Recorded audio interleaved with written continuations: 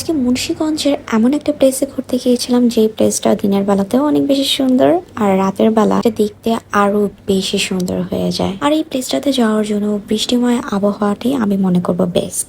Hello everyone, সবাইকে welcome আমার নতুন ব্লগে। বাচ্চা নিয়ে কোথাও বের হওয়ার আগের মুহূর্তটা একটা মায়ের অনেক বেশি প্যারাময় থাকে। বের হওয়ার টাইম যদি সন্ধ্যার পরেও থাকে, তারপরেও ঘুম থেকে উঠতে উঠতে সময়গুলো যে কিভাবে পার হয়ে যায় এটা শুধু একটা মাই বুঝে। মাঝে মাঝে আমার তো মনে হয় যে 24 ঘন্টায় একদিন না হয়ে 48 ঘন্টায় যদি একদিন হতো তাহলে মনে হয় বেটার হতো। ঘুম থেকে উঠতে উঠতে নিজের কাজ সারতে সারতে নিজে রেডি হতে হতে বাচ্চাকে রেডি করাতে করাতেই দেখা যায় যে আমার বিকাল হয়ে যায়। আর এই চেঞ্জটা কিভাবে যেন হুট করে চলে আসে।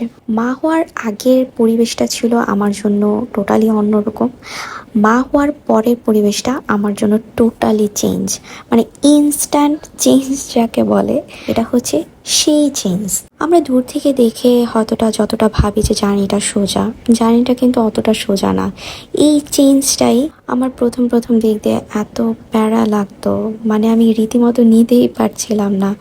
আমি মনে করতাম যে প্রেগনেন্সি জার্নিটাই হয়তো বা সব থেকে বেশি কঠিন, কিন্তু না, প্রেগনেন্সি জার্নির থেকেও বেশি কঠিন হচ্ছে মা হওয়ার পরের জার্নিটা। আমি তো ভুলেই গিয়েছি যে আমি কবে 1 ঘন্টা ঠিক মতো ঘুমাতে পেরেছি। হসপিটাল থেকে বাসে আসার পরে টানা 1 সপ্তাহ আমি মনে হয় শুধু কান্নাই করছি প্রতিদিন। এত প্যারা লাগছিল সবকিছু, একদিক দিয়ে ঘুমাতে পারছিলাম না, আরেক দিক দিয়ে সেলাইয়ের ব্যথা, আবার এই সেলাইয়ের ব্যথা নিয়ে বাচ্চাকে সময় মতো খাওয়ানো, আমি রীতিমতো পাগল হয়ে যাচ্ছিলাম।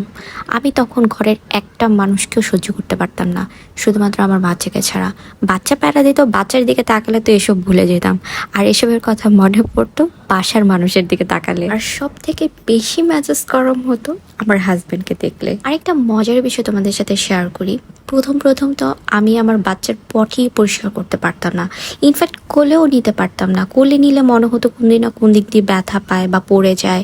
আবার পটি পরিষ্কার করতে যেয়ে প্রথম দিন আমি রীতিমতো আমার বমি মনে হয় চলে আসতেছিল, এরকম একটা অবস্থা হয়ে গিয়েছিল। তো মা হলে যা হয়, আর এখন যদি দিনে একবার পটি কম করে তাতেই টেনশন শুরু হয়ে যায়, আল্লাহ বাচ্চার কিছু হলো না তো। আসলে একটা বাচ্চা মাকে অনেক কিছু শেখায়, পরিস্থিতির সাথে কিভাবে মানিয়ে নিতে হয় এটা সব থেকে বেশি শেখায়। তবে আমার এই জার্নিটা আরো বেশি কঠিন হয়ে যেত যদি আমি সবার সাপোর্ট না পেতাম। আমার শাশুড়ি ননাস আমাকে যথেষ্ট হেল্প করে, যার জন্য আমি বাচ্চা রেখেও নিজের বিজনেসে ফোকাস করতে পারছি।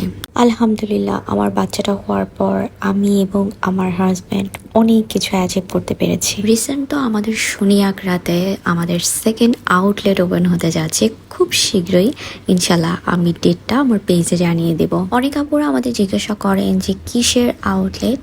আমাদের আউটলেটে আসলে আপনারা স্কিন কেয়ার, মেকআপ আইটেম, হিজাব আইটেম, খিমার আইটেম, এখন সব আইটেমই পেয়ে যাবেন। আমাদের বিজনেসটা প্রথমে শুরু হয়েছিল কোরিয়ান স্কিন কেয়ার দিয়ে, একদম 100% অথেন্টিক প্রোডাক্ট, যেগুলো স্কিনকে ভালো রাখার পাশাপাশি স্কিনের অনেক ধরনের সমস্যা দূর করবে। স্কিন কেয়ার প্রোডাক্টস মূলত হচ্ছে আমরা স্কিনকে ভালো রাখার প্রোডাক্ট সেল করি। অনেক আপুরা ভাবেন যে হয়তো বা সাদাকারি, ফর্সাকারি এই টাইপের প্রোডাক্ট সেল করি, বাট এই টাইপের না। আমাদের কোরিয়ান প্রোডাক্টসগুলো যদি নিয়ে আপনারা একটু ঘাটেন দেখতে পাবেন যে ওয়ার্ল্ডের বেস্ট প্রোডাক্টই হচ্ছে কোরিয়ান প্রোডাক্টস। আর কোরিয়ান প্রোডাক্টসে যেসব ইনগ্রিডিয়েন্ট ব্যবহার করা হয় এগুলো স্কিনের জন্য একদম সেফ, পাশাপাশি স্কিনকে অনেক অনেক উজ্জ্বল করে, যেটা দেখতে অনেক ভালো লাগে, অনেক গ্লোয়িং রাখে, অ্যান্ড বয়সের সাথে সাথে স্কিন অনেক ভালো থাকে। আর আমাদের আউটলেটে আপনারা মেকআপ একদম 100% অথেন্টিক মেকআপ আইটেমও পেয়ে যাবেন যে কোনো ব্র্যান্ডেরই। আর আমি যেসব খিমারগুলো পরি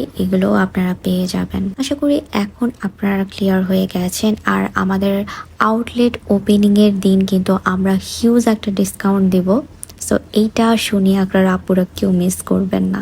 ইনশাল্লাহ সবার সাথে দেখা হয়ে যাবে। অনেক আপুরা আমার এই আউটফিটটার কথা জিজ্ঞাসা করেছিলেন। এটা অনলাইন পেজ লাডোনা থেকে নেওয়া পাকিস্তানি কালেকশন সাদাবাহার। এই পেজের ওনার আপু সেই উত্তরা থেকে এসে আমাদের কাছ থেকে প্রোডাক্টস নিয়ে গিয়েছে, নারায়ণগঞ্জ থেকে। অনেক ক্লায়েন্টরা অনেক দূর থেকে এসে আমাদের শপে এসে প্রোডাক্টস নিয়ে যায়, আর সেটার জন্য সবসময় আমি আলহামদুলিল্লাহ বলি কতটা ট্রাস্ট করলে মানুষ এত দূর থেকে আসে। এটা ভাবতেই খুব ভালো লাগে। আমি এবং আমার হাজব্যান্ড খুব কষ্ট করে এই পর্যায়ে আসছি, আলহামদুলিল্লাহ। সো যারা কমেন্ট করেন না যে আমি বড়লোক জামাই ধরছি, ব্যাপারটা এরকম না। আজকের ব্লগটা এই পর্যন্তই। সবাই ভালো থাকবেন। আল্লাহ হাফেজ।